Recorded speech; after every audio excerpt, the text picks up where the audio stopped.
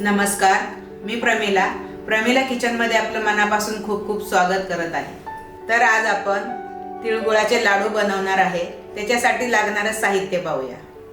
तिळगुळाचे लाडू बनवण्यासाठी सर्वप्रथम आपल्याला तीळ घ्यायचे आहेत। हे मी बिना पॉलिशचे घेतलेत, तुम्ही तिथं पॉलिशवालेही तीळ घेऊ शकता। गूळ घेतलेला आहे। गूळ मी चिक्कीचा नाही, मी साधाच वापरते, तुम्ही चिक्कीचा घेतला तरी सुद्धा चालेल। हा शेंगदाण्याचा कूट आहे, कोणी याच्या जागेवर तुम्ही डाळी सुद्धा वापरू शकता। हे साजूक तूप घेतलेलं आहे आणि वेलची घेतलेली आहे। तिळगुळ बनवण्यासाठी सर्वात प्रथम आपल्याला आता तीळ भाजून घ्यायचे आहेत।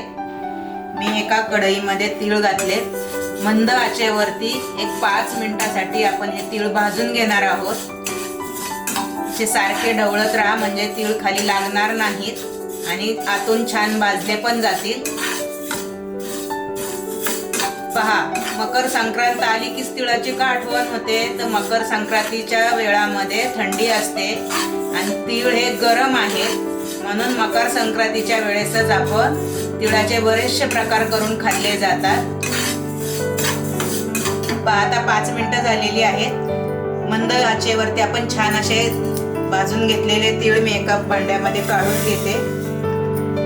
आता आपण ह्याच्यासाठी पाक बनवणार आहोत। पाक बनवण्यासाठी मी थोडंसं तूप घालत आहे। तसं चांगलं वितळलं की आपण हा घेतलेला वाटीभर गूळ घालणार आहोत। गूळ मी असा कापून घेतलेला आहे, म्हणजे पाक पटकन होतो, कारण पाक खूप कडक करायचा नाही। गूळ कापलेला असेल तर पटकन विरघळतो। असा मस्त एकसारखा हलवत राहिलं की पटकन पाक तयार होईल। गूळ विरघळेपर्यंत मी वेलची कुटून दाखवते। हे पहा, मी सगळे ह्या वेलच्या आपण सोलून घेतलेले आहेत। आई त्यावेळेस वेलची कुटून घातलेली चव वेगळीच लागते। मी दगडी खलबत्त्यामध्ये वेलची कुटून घेते, तुम्ही मिक्सरलाही फिरू शकता। गूळ पूर्ण विरघळलेला आहे, पाक तयार होत आलेला आहे।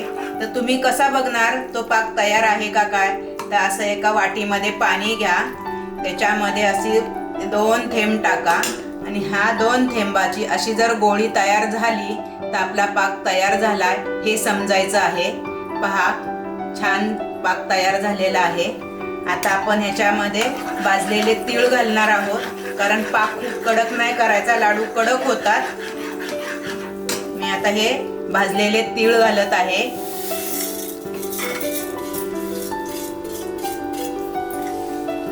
तीळ घालून झाल्यावर छान ढवळून घ्या, एकजीव करा। पहा, आता तुम्हाला वाटत असेल की पाक जास्त झालेला आहे, तर त्याच्यासाठी तुम्ही आपण हे घेतलेले शेंगदाण्याचा कूट होता, किंवा ह्याच्याऐवजी आपण जे चिवड्यामध्ये वापरतो त्या डाळ्या घातल्या तरी पण चालतात, पण मी कूट आवडतो म्हणून मी कूट घालत आहे। कूट घातल्यावरही छान असा एकजीव करून घ्या। ते तीळही थोडेसे शिजू द्या गुळामध्ये, म्हणजे ते चवीला छान लागतील। एक 5 मिनिट असे ढवळून घ्या।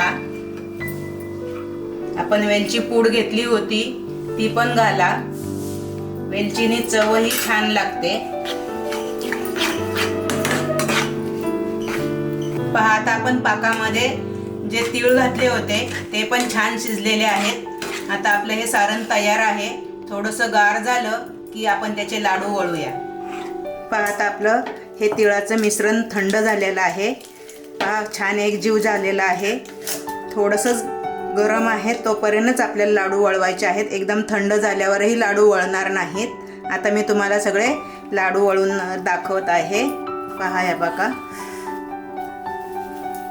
बघा, सहज एकदम छान असा लाडू वळला जातोय। अशाच प्रकारे आपण सगळे लाडू वळून घेणार आहोत। पहा, आपले सगळे लाडू वळून झालेले आहेत, भांड्यालाही कुठेही चिकटलेलं नाही। पहा, मी आता तुम्हाला आवाज करून दाखवते। बघा, खडखडीत आवाजही येतोय, पण लाडू एकदम नरम सूत आहे। पहा, सहज तुटतोय हाताने। असा लाडू बनला पाहिजे घरच्या सामानामध्ये, पण खूप छान लाडू बनतात. तुम्ही पण ट्राय करून पहा आणि झटचिफट लाडू होतात कमी वेळामध्ये. पहा.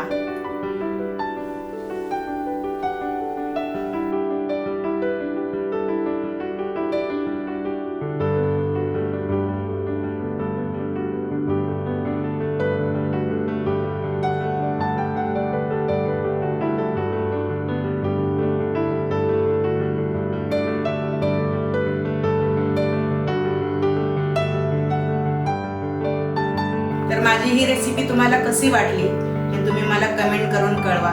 माझ्या चॅनलला लाईक करा, सबस्क्राईब करा. चला तर मग पुन्हा भेटूया नवीन रेसिपी सोबत. थँक्यू.